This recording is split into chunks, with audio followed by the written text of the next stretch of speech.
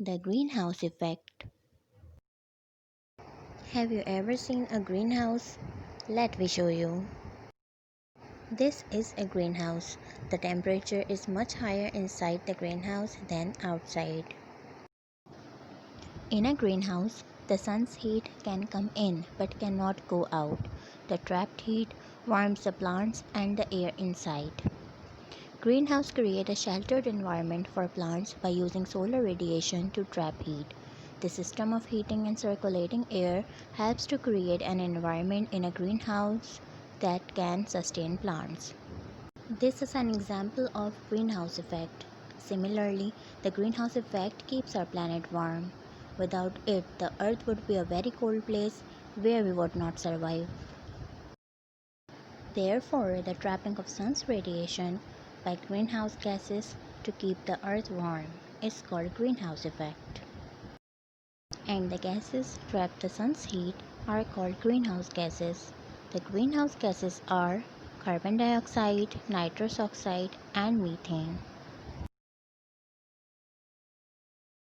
Do you know the average temperature over the whole earth through an entire year is 15 degrees C?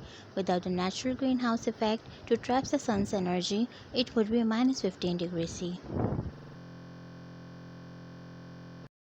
Let's see how the greenhouse effect works. When the sunlight reaches the Earth's atmosphere, some of it is reflected back to space and the rest is absorbed and re-radiated by greenhouse gases. The absorbed energy warms up the oceans and the land, making the Earth give off energy in return. This outgoing energy is quite different from sunlight. It has a long wavelength, which makes it invisible, and it is given off from the whole of the Earth's surface 24 hours a day. Unlike sunlight, this energy can be absorbed by greenhouse gases. The moon, our nearest neighbor in space, does not have an atmosphere. At night, its temperature can drop to minus 170 degrees C, but on Earth, the atmosphere and its greenhouse gases keep conditions comfortable for life. Water vapor accounts for about two-thirds of the greenhouse effect. The other third is produced by carbon dioxide, methane, nitrous oxide, and man-made chlorofluorocarbons. Since 1750, humans have increased the level of carbon dioxide in the air by nearly one-third. This is because carbon dioxide is given off when fossil fuels are burned.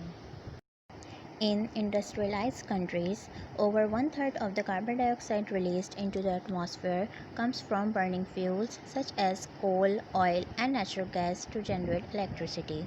Almost the same amount comes from burning fuel in petrol, diesel, jet, and other engines in various forms of transport. Factories, furnaces, and ovens account for about one quarter, while fires and heating in the home at about one-tenth. Deforestation, the clearing of forests for their timber and for crops or grazing farm animals, is a double disaster for the climate. Burning the unwanted wood creates one-fifth of the world's carbon dioxide. We have also increased the levels of all other greenhouse gases, including nitrous oxide, especially from coal-fired power stations, and ozone produced in smog over traffic-choked cities. Another heat-trapping gas is methane. It comes from burning wood and is made naturally by decay in bogs and swamps. However, it is also made by digestion in plant-eating animals such as cows, sheep, and goats. These animals puff out methane from their digestive system, and more farm animals means more methane. Extra greenhouse gases in our atmosphere are the main reason that Earth is getting more warmer than it need to be. More droughts have affected more regions in the past 30 years than in the 50 years before. Africa has been hit especially hard. There have always been gales, tornadoes, hurricanes, storms, and similar powerful weather. Similarly, forest fires have always raged in dry weather, but they have increased greatly in number and severity in recent years. If global warming continues, it is reasonable to suppose that there will be even more examples of extreme weather. The increase in global temperatures could cause a shift in world rainfall patterns. What is now rich, well-watered farmland could become parched desert, unable to produce food. And as planet surface warms up over the coming century, thousands of plants and animal species could become extinct. It is not just the land that is being affected by greenhouse gases. Carbon dioxide released when fossil fuels are burned and dissolved in the ocean is making seawater more acidic. It is becoming acidic at a rate faster than anything seen on Earth in the last 65 million years. Scientists believe the change may be too fast for sea animals to adapt to it. There is a great deal of evidence from aerial and satellite photographs that the ice sheets are beginning to melt and the glaciers are getting smaller. As global warming continues, the ice melts into the oceans, sea level will rise. The rise in sea level will be increased further because in the warmer world, the seawater will expand. Vast areas of land around the world's coast, including more than half of the world's biggest cities and ports and the homes of millions of people, are just a meter or two above average sea level. A predicted sea level rise of half a meter in the next 50 years will flood so much coastal land that half a billion people could be made homeless and jobless. Global warming also affects the human health. In 1952, in London, smog, a mixture of smoke and fog, resulted in 4,000 deaths. Carbon monoxide gas in vehicle exhaust fumes reduces the oxygen carrying capacity of the blood. It can make people feel tired and listless and can cause headaches and muscle weakness. Acid rain can contaminate water supplies and make it unfit for people to drink. The holes in the ozone layer can increase the amount of ultraviolet radiation reaching the earth, where it damages crops and plants and can lead to skin cancer and cataracts.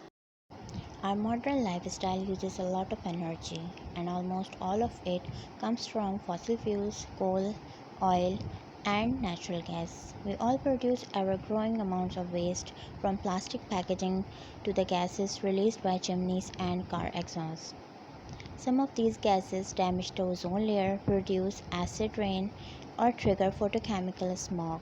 Others are responsible for global warming. Here are a few of the things we can do to help prevent or reduce air pollution. Wherever possible, walk, cycle, or use public transport rather than travel by car. Plan outings and shopping carefully so that you can avoid unnecessary trips. Do not smoke. Reduce waste materials and recycle or reuse materials wherever possible. Save energy and so reduce the pollution caused by power stations. Switch off unnecessary lights and do not leave computers and television sets on standby, as this wastes electricity. Do not waste water, since not only is water precious, energy is used to purify it. Repair leaky taps. One drip per second can send 700 liters of water down the drain in a month.